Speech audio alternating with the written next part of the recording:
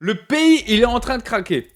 En France, on vient d'assister à un record historique du gouvernement le plus court de toute la 5ème République. Et ça, qu'est-ce que ça va impliquer?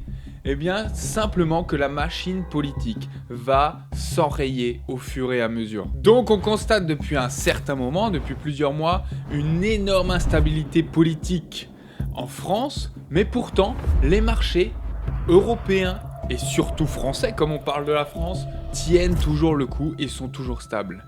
Comment ça se fait? Comment ça peut s'expliquer? Pourquoi? Et combien de temps ça peut durer? Et dans cette vidéo, je vais t'expliquer tout ce qui se passe exactement politiquement parlant, ce que ça va changer économiquement et quel impact tout ça peut avoir concrètement sur ton trading. Donc si tu veux en savoir plus, reste bien jusqu'à la fin de cette vidéo. Let's go sans plus tarder, commençons! Pour commencer, tout le monde est au courant que l'année dernière, en 2024, Emmanuel Macron a procédé à une dissolution de l'Assemblée nationale. Je dissous donc ce soir l'Assemblée nationale. Dans le but de pouvoir relancer une majorité stable pour pouvoir faire passer les projets de loi. Donc, l'Assemblée nationale et tout ce. Si vous ne comprenez pas le fonctionnement, je vous invite à aller vous renseigner sur Internet. Il y a des superbes explications sur ça.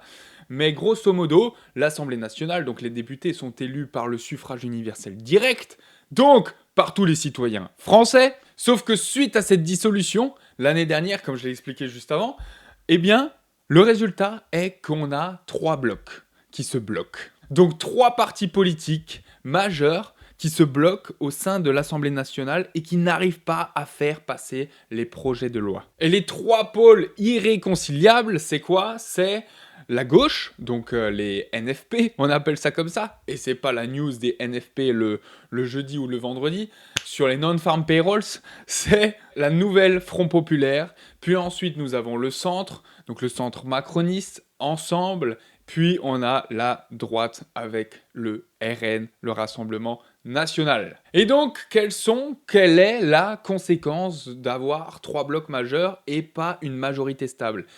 C'est que on a justement une impossibilité de gouverner. Parce que à chaque fois que le président, que le gouvernement veut faire passer un projet de loi, bam, motion de censure, désaccord, qu'on n'a pas de la part du gouvernement, dans l'Assemblée nationale, on n'a pas la majorité qui les soutienne. Et donc, ça fait qu'aucun projet de loi passe. Et c'est ce qui explique à chaque fois les chutes du gouvernement. Et qu'en plus de ce gros bordel qu'est cette impossibilité de gouverner, Macron doit élire un Premier ministre qui fait partie de la majorité au sein de l'Assemblée nationale.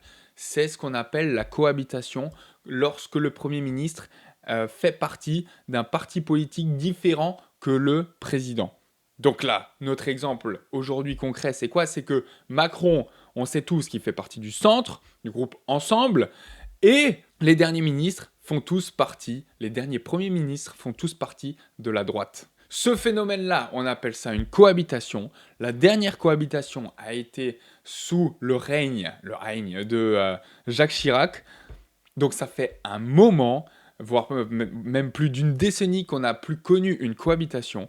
Là, on a le cas suite aux législatives de l'année dernière. Et suite à cette cohabitation, ça fait que pour diriger un pays, c'est encore plus compliqué parce que le président et les ministres, notamment le Premier ministre, doivent trouver des terrains d'entente pour faire valider les projets de loi, sachant qu'ils ont potentiellement des idées différentes. Et donc c'est pour toutes ces raisons que je viens d'évoquer qu'il y a une cohabitation, que dans l'Assemblée nationale, il y a 3 partis principaux, la gauche, le centre, la droite, et bien qu'en un an, on a 3 premiers ministres, 3 gouvernements qui se sont effondrés. Barnier, Bayrou et Lecornu, qui vient de démissionner. Et donc c'est un record. Donc pour terminer, politiquement parlant, la France est en crise de gouvernabilité. Elle est en crise politique. Et qui dit crise, dit incertitude. Et les incertitudes, les marchés, en général, n'aiment pas ça. Et maintenant, venons-en aux conséquences économiques que tout ça va engendrer. Alors, pour faire un récap, va falloir placer les chiffres, la base. Donc, le déficit public. Déjà, le déficit public, qu'est-ce que c'est? Certains ne peuvent pas comprendre. C'est quoi? C'est quand vous avez plus de dépenses que de recettes. Faut pas être sorti de Saint-Cyr pour comprendre que, d'un point de vue individuel, donc vous, d'un point de vue d'une entreprise, d'un point de vue d'une personne morale, bref, personne physique ou d'un gouvernement, peu importe, tout le monde fonctionne de la même manière, on a des recettes, on a des dépenses. Et un déficit, c'est quoi? C'est quand c'est l'inverse, quand on a plus de dépenses que de recettes. Eh bien, on finit en déficit. Voilà ce que c'est, un déficit. Pour la France, chaque année, elle est en déficit. Donc, elle a plus de charges que de recettes. Et là, la France a 5,8% du PIB en déficit public. Donc, le PIB, c'est simplement la croissance du pays. Donc, voilà pourquoi on mesure un déficit par rapport à son PIB. Parce qu'en gros, comme c'est le PIB, c'est la croissance, eh bien, c'est ce que la France gagne. Donc, voilà pourquoi on mesure son PIB. Et il y a une loi européenne une règle européenne qui limite justement le déficit et la dette des pays qui encadrent l'Union européenne. Et qu'est-ce qu'elle dit? Cette règle, elle impose un déficit public d'inférieur ou égal à 3% du PIB. À 3% du PIB. Et la France est à 5,8% du PIB. Et pour ce qui est de la dette publique, on a une dette en France de 114% du PIB à la fin du premier trimestre, et voire même maintenant, selon les Échos, on est à 115% du PIB. Sachant que l'Union européenne a comme règle de ne pas dépasser les 60%, les 60% de dette du PIB. Donc, naturellement, plus tu vas avoir de dette, moins elle va être remboursable, et donc moins tu vas être solvable, et plus donc il y a de risques à ce que tu ne payes plus, et plus il y a de risques, plus les taux d'intérêt vont monter. Et là, on commence à rentrer sur la partie financière. Nous avons l'agence de notation Fitch, donc Fitch qui a pour rôle de noter les pays, les entreprises, et qui abaisse d'un cran la note de la France à A+. Lorsqu'une agence de notation baisse la note, surtout d'un pays, c'est que le risque de solvabilité est moindre. Et donc, ça commence à craindre, ça commence à puer. Pourquoi? Parce qu'il n'y a pas plus solvable qu'un pays comme les États-Unis ou en Europe comme la France et l'Allemagne. Donc voilà pourquoi lorsqu'une agence de notation baisse la note d'un pays, ça commence à puer. Ou encore ici, Fitch qui baisse la France à A+, en perspective stable. Donc, qu'est-ce que ça veut dire A+, A, etc. Là, voilà, donc en gros ici, l'agence de notation de Fitch. Fitch Ratings. On a de AAA, ce qui est excellent, puis AA, puis A, puis BBB, puis BB, puis B, C, C, C. Voilà, là vous avez l'ordre. Et donc, la France est passée de AA-, donc ici, à A+. A+. Voilà. Donc, elle a downgrade d'un tout petit peu, quoi.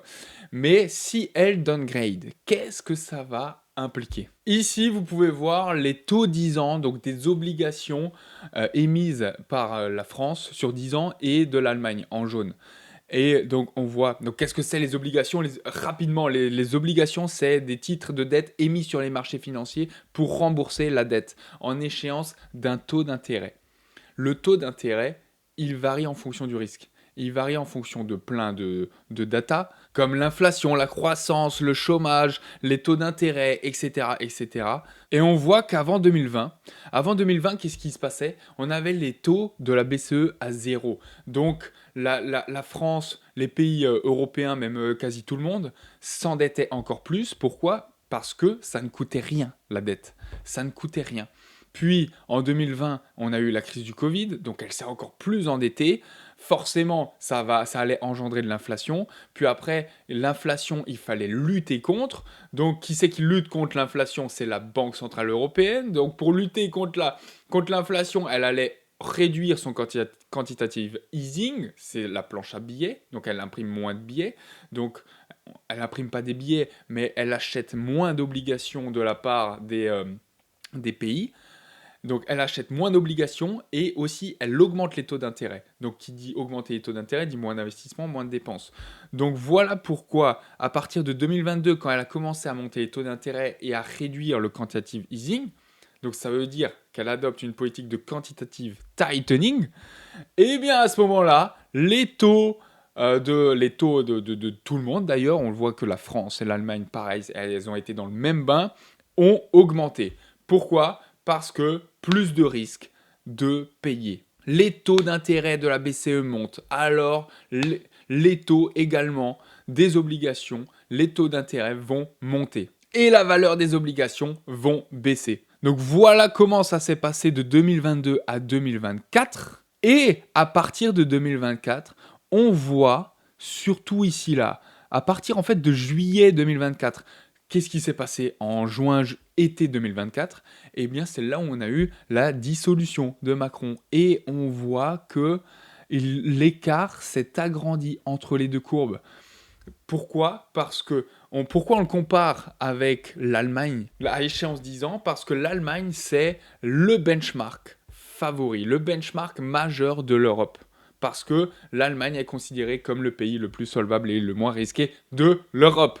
Donc voilà pourquoi on compare tous les pays à l'Allemagne, et notamment la France est quasi comme l'Allemagne, est un pays développé, est un pays qui a été majeur dans la construction de l'Union européenne, blablabla, blablabla.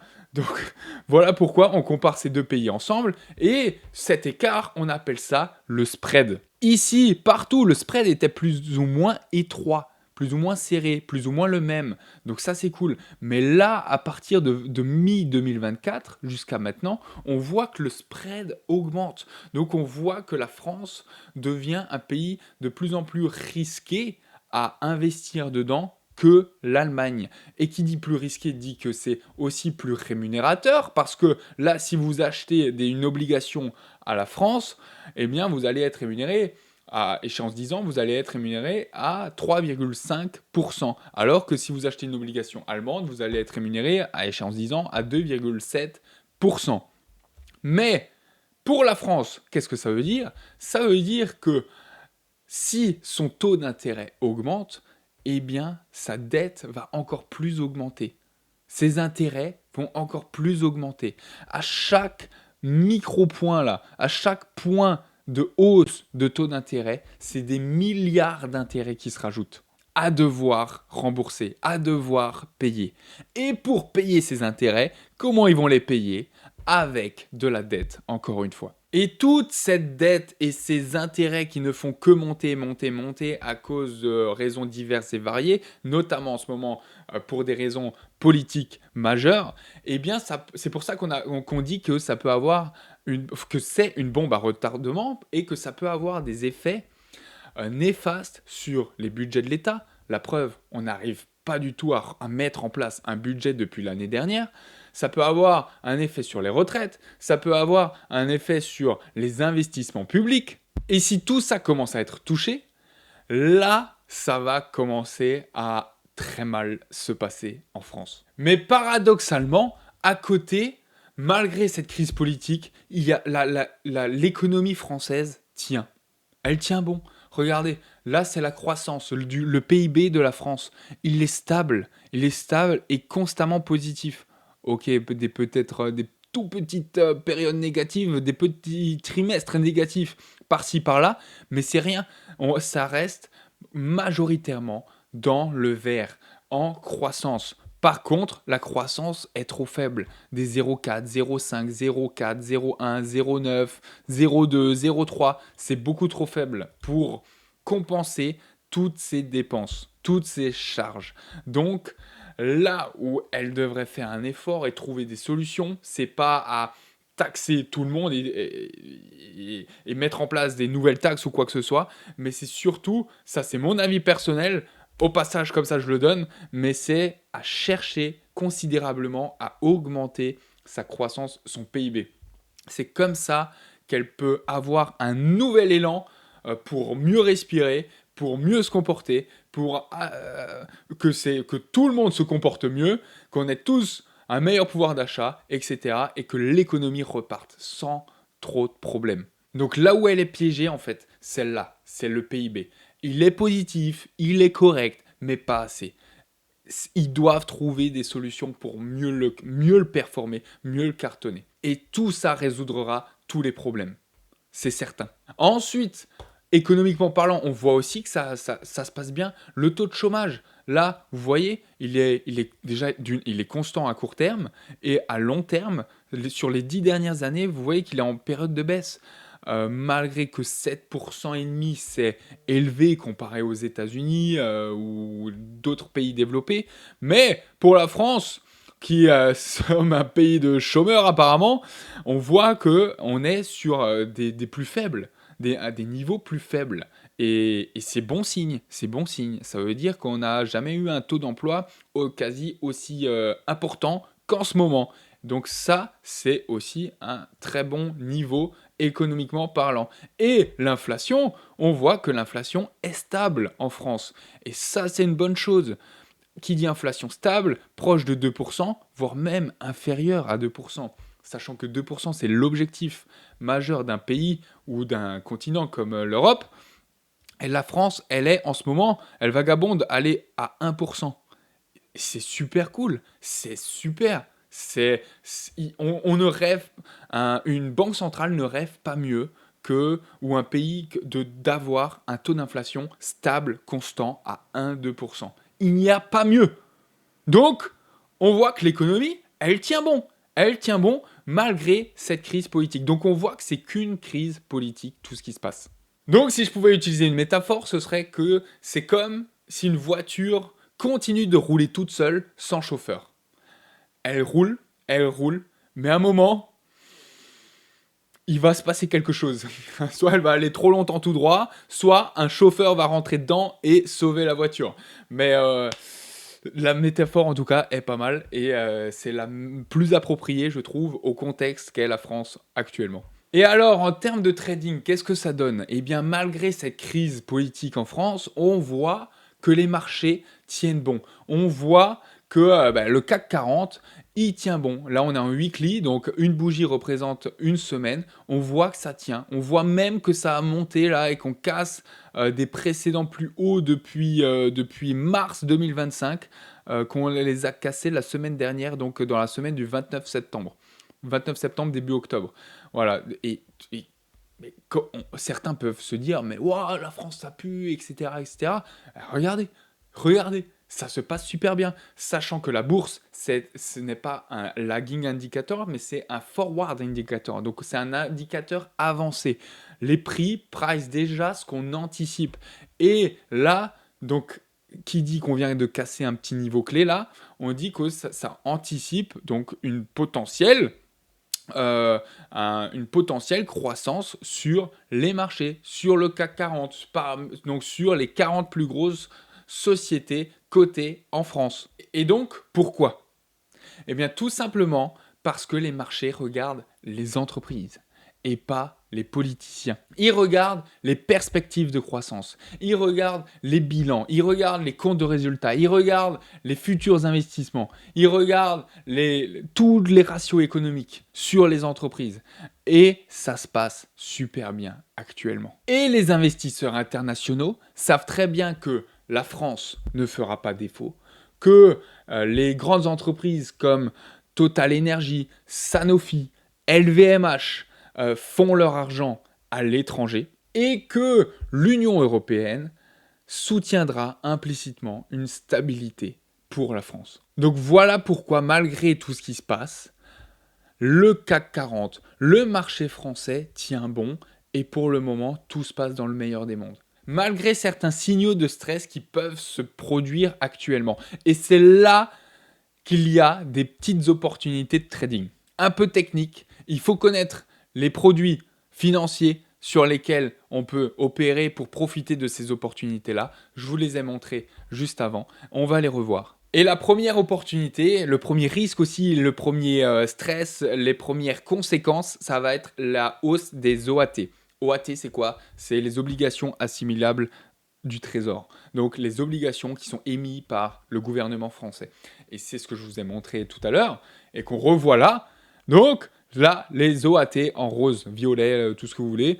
Donc on voit que les taux d'intérêt ne font que monter. Si les taux d'intérêt ne font que monter, la valeur des obligations françaises vont baisser, c'est automatique. Du coup, il y a un trade potentiellement à faire si vous anticipez que politiquement parlant, ça va pas s'arranger au fil du temps, etc., etc.